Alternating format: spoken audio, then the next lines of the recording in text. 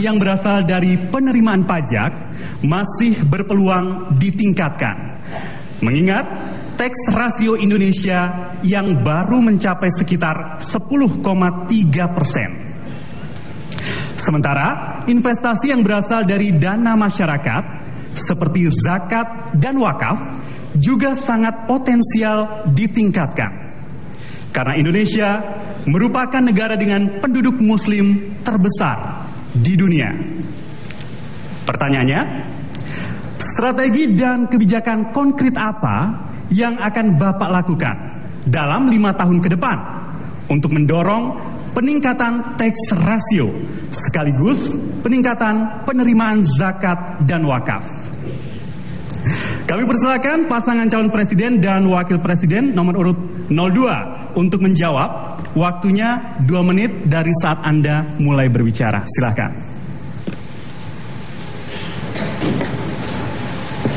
Baik, terima kasih.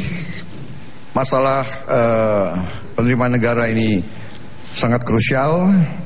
KPK sendiri mengatakan bahwa seharusnya kita menerima 4.000 triliun tiap tahun, tetapi ternyata hanya 2.000 triliun, berarti ada kebocoran 2.000 triliun. Kalau saya selalu mengatakan kebocorannya 1.000 triliun, ternyata KPK mengatakan lebih. Dalam tahun 97 waktu Orde Baru, Indonesia sempat tax rasionya 16%. Sekarang merosot jadi 10%. Berarti kita kehilangan kurang lebih 60 miliar dolar tiap tahun. Apa langkah konkret kami? Sebetulnya Malaysia dan Thailand tax ratio-nya sudah 19%. Dan mereka melaksanakan program pakai information technology dengan menggunakan komputerisasi sehingga semua transparan, dan dengan demikian cepat bisa naik sampai 19%. Saya yakin dengan program informatika, penggunaan teknologi, transparansi, kita bisa belajar dan contoh dari negara lain, kita pun bisa kembali ke 16% bahkan 19%.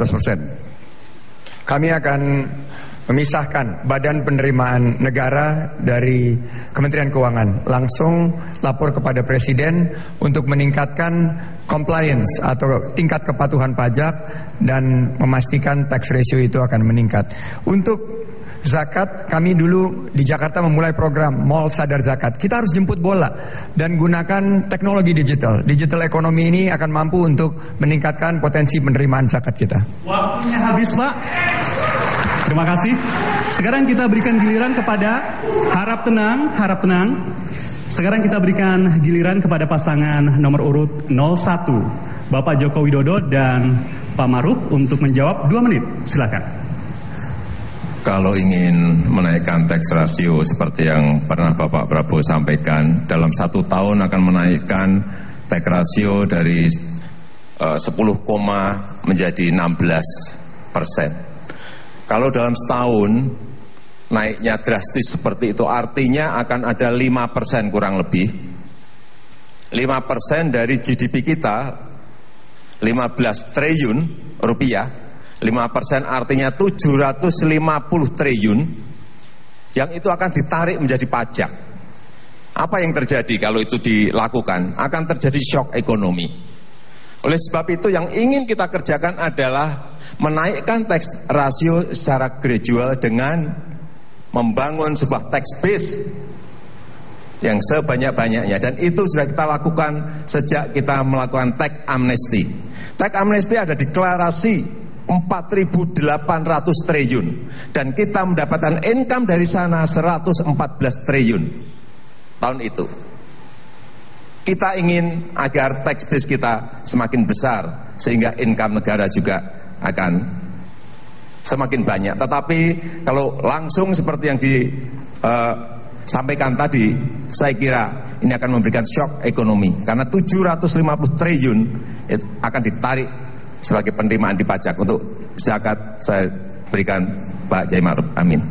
Ya, soal zakat dan wakaf ini sebenarnya kita sudah punya lembaganya. Untung-untung itu lembaga Basnas dan juga Laslas dan juga Badan Wakaf Nasional kita. Oleh karena itu sekarang sedang dilakukan intensifikasi dan kemudian mengumpulkan juga wakaf uang. Bukan biasanya wakaf tanah, kuburan, madrasah, masjid. Sekarang sudah dikembangkan wakaf uang. Waktunya habis, Pak Ma'ruf. Oke, tetap harap tenang. Mohon. Langsung bisa ditanggapi oleh Pak Prabowo dan Pak Sandi. Waktunya 1,5 menit. Baik, jadi mungkin Pak Jokowi salah menangkap. Saya tidak mengatakan naik kembali 16% dalam 1 tahun. Tetapi harus ada usaha real. Dan salah satu caranya adalah tadi, dengan menerapkan program informatika, penggunaan teknologi informatika dan sistem yang sangat transparan, itu bisa cepat menaikkan. Dan saya sangat setuju, kami pun ingin melebarkan tax base.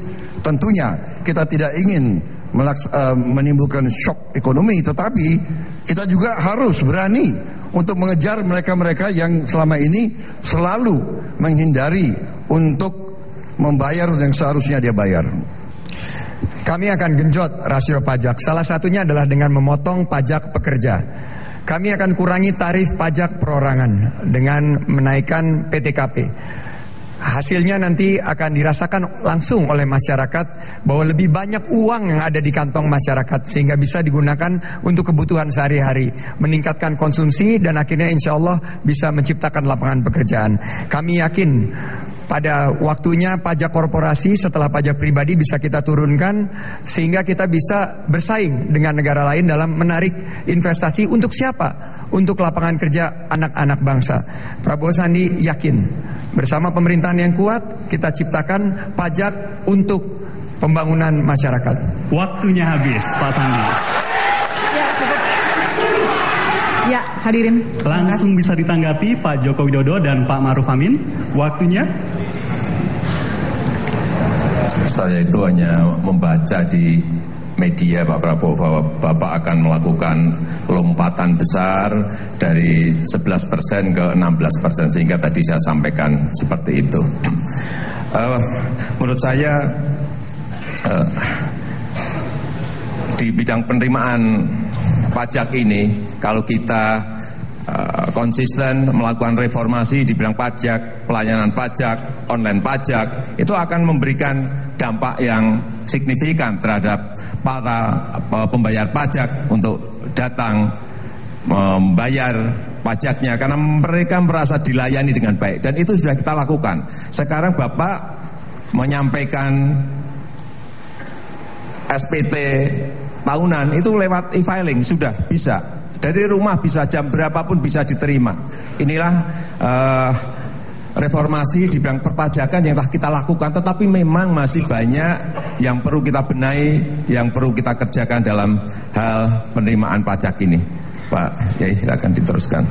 Iya, untuk zakat itu supaya tidak lembaganya hanya menerima zakat tapi mengambil zakat sesuai dengan perintah agama, khudz min amwalihim shadaqatan tutahhiruhum, ambil. Jadi bukan penerima zakat tapi pengambil zakat. Jadi cara kerjanya yang dirubah. Begitu juga dengan wakaf, upaya meyakinkan masyarakat. Waktunya habis. Oke, demikian tadi. Baik. Dua pasangan calon presiden dan wakil presiden sudah menjawab dan juga menanggapi tema keuangan dan juga investasi. Sekarang boleh kalau mau bertepuk tangan untuk memberikan semangat bagi kedua pasangan calon presiden dan wakil presiden.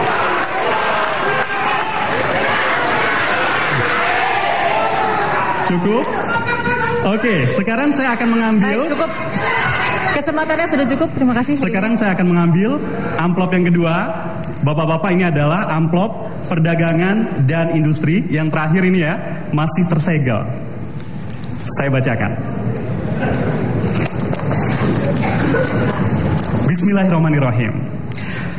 Perkembangan ekonomi dan keuangan syariah di Indonesia berdasarkan laporan Islamic Financial Services Board atau IFSB tahun 2018 menunjukkan bahwa aset perbankan syariah di Indonesia peringkat ke-9 dunia yaitu mencapai 28,08 miliar dolar Amerika Serikat. Nilai pasar industri makanan dan minuman halal di Indonesia diperkirakan mencapai 1 triliun dolar Amerika pada tahun 2030. Dan industri pariwisata halal akan memiliki kontribusi besar. Pertanyaannya, silakan kalau mau dicatat. Strategi dan kebijakan konkret apa yang akan Bapak lakukan untuk merealisasikan potensi ekonomi dan keuangan syariah, serta menempatkan posisi Indonesia menjadi pemain utama ekonomi syariah global? Oke, saya berikan kesempatan kepada pasangan nomor urut 01 untuk menjawab. Waktunya 2 menit, silakan.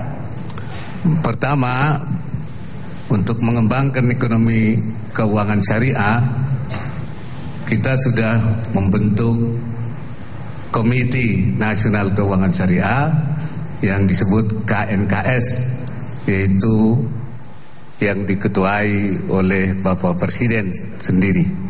Ini untuk mengembangkan ekonomi dan ini menjadikan Indonesia sebagai Islamic Finance Center di dunia ini.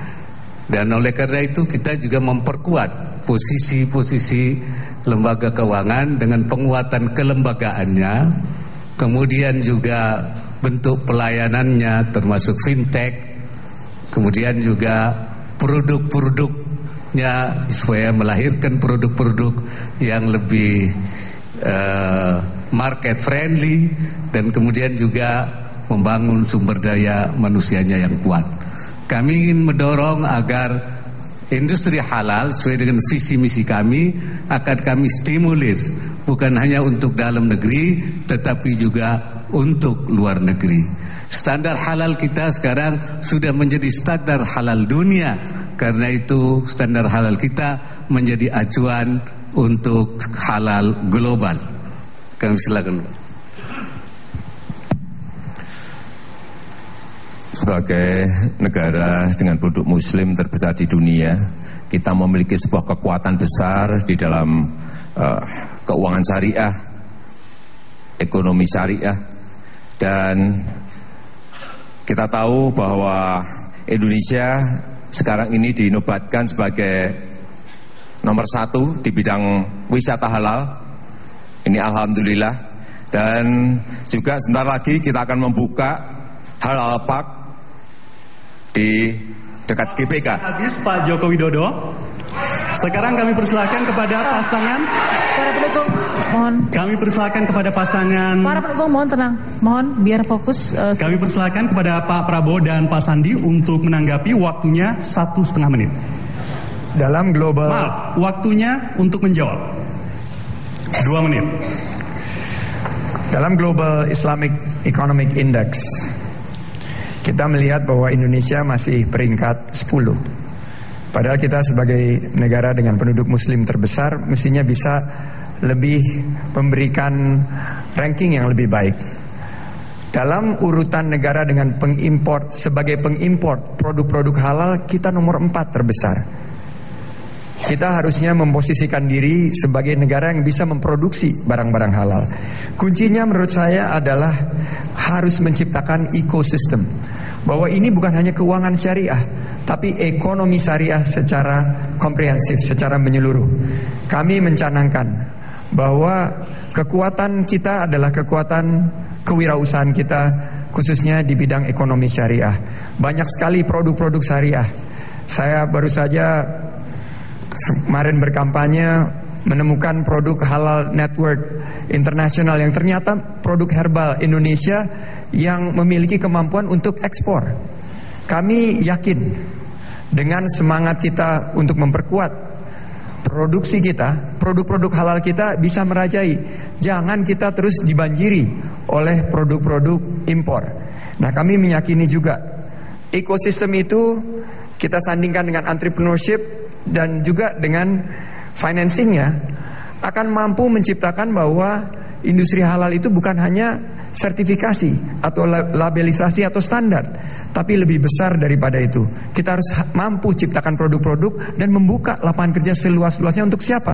Untuk anak-anak bangsa. Saya meyakini bahwa pariwisata halal yang jumlahnya sekarang potensinya ada di 3.300 triliun dan 1 triliun US dollar juga untuk di tahun 2030 akan merupakan peluang yang harus kita ambil. Dan kita tidak boleh jadi pasar, kita harus bisa mensuplai kepada kebutuhan ekonomi syariah dunia. Waktunya habis, Pak Sandi. Ya, tolong. Ya, dan berikutnya kami persilakan kepada pasangan nomor urut 01 untuk memberikan tanggapan. Waktunya 1,5 menit. Sebenarnya kita sudah lama membangun soal ekonomi keuangan syariah dan juga produk-produk halal. Dan sekarang sudah banyak hasil yang dicapai. Bahkan produk sukuk kita terbesar sekarang di dunia, lebih besar dari produk-produk negara lain. Karena itu kita bertekad agar perbankan kita juga menjadi terbesar di dunia. Dan juga asuransi kita, pasar modal kita menjadi terbesar di dunia. Dan bahkan juga produk-produk halal kita juga akan menjadi produk-produk halal andalan kita untuk di seluruh dunia. Karena itu apabila dimungkinkan nanti kami akan mempercepat proses pengembangannya dengan membentuk Badan Pengembangan Ekonomi Syariah. Saya kira itu. Waktu masih ada, silakan.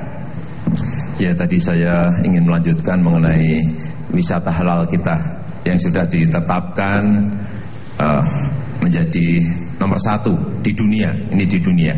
Inilah kita akan fokus dan konsentrasi di sini dengan produk-produk halal yang sudah tadi saya sampaikan juga. Nanti minggu depan akan kita resmikan Halal Park di Jakarta. Dan akan membesar lagi menjadi sebuah distrik park.